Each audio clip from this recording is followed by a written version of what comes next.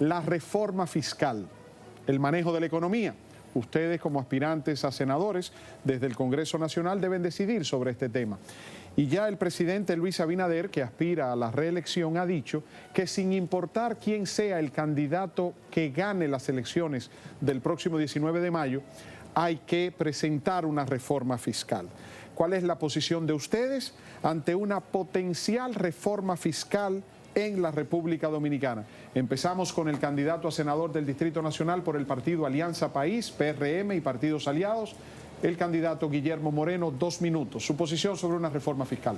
En nuestro país, hablar de reforma fiscal es como mencionar el diablo. Y hay una razón muy sencilla. Todo el mundo tiene temor, porque tradicionalmente las reformas fiscales lo que hacen es cargar sobre todo a los sectores medios, a los trabajadores y a los sectores populares. Cualquier reforma fiscal que haya que impulsar, nosotros decimos que tiene que ser acompañada por una mejoría sustancial de la calidad del gasto.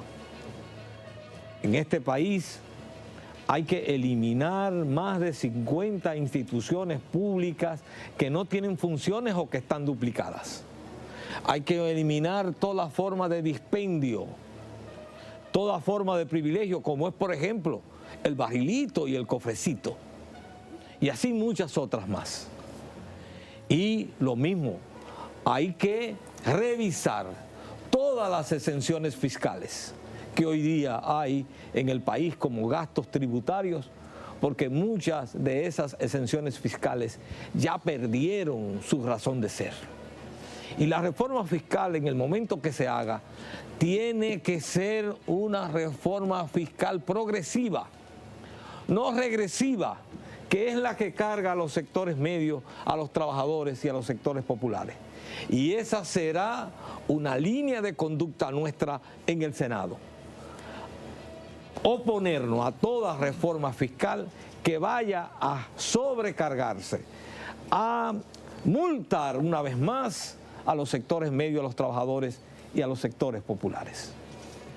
Muchas gracias, candidato Guillermo Moreno. Seguimos con el candidato Eric Ortiz del partido Opción Democrática. Su opinión y cuál sería su voto si es electo senador ante una eventual reforma fiscal.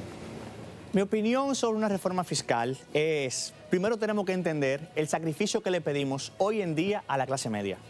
Si tú eres clase media y asalariado en la República Dominicana, te quitan de un 15 a un 25% de impuestos sobre la renta. Pero ese es el primer palo. Luego están los impuestos al consumo. Todos los artículos que llegan de importación, que no son parte del Tratado de Libre Comercio, la base del arancel es un 20%. ¿Qué significa esto? Que si un artículo cuesta 100 pesos en Puerto Dominicano, eso lo llevan a 120. Y al 120 es que le suben el 18. Ya va por 140 y 40 puntos es tributación. Y a eso le suman impuesto selectivo al consumo, que es un impuesto diseñado para que tú no consumas un bien o un servicio. Y se lo pusieron a telecomunicaciones y combustible.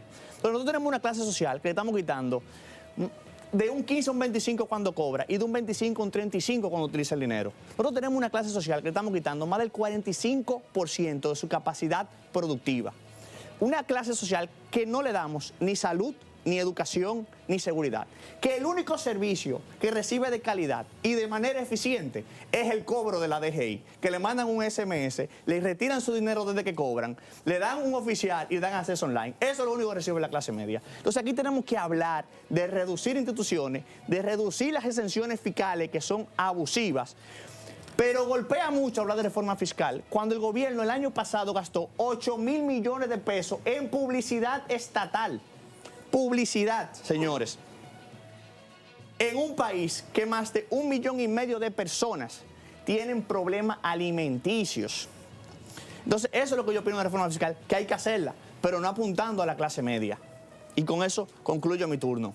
Muchas gracias. Candidato Carlos Rubio del partido Generación de Servidores, 2 minutos, su opinión sobre una eventual reforma fiscal. Bueno, lo que voy a decir la explota un poco feo, pero ni modo.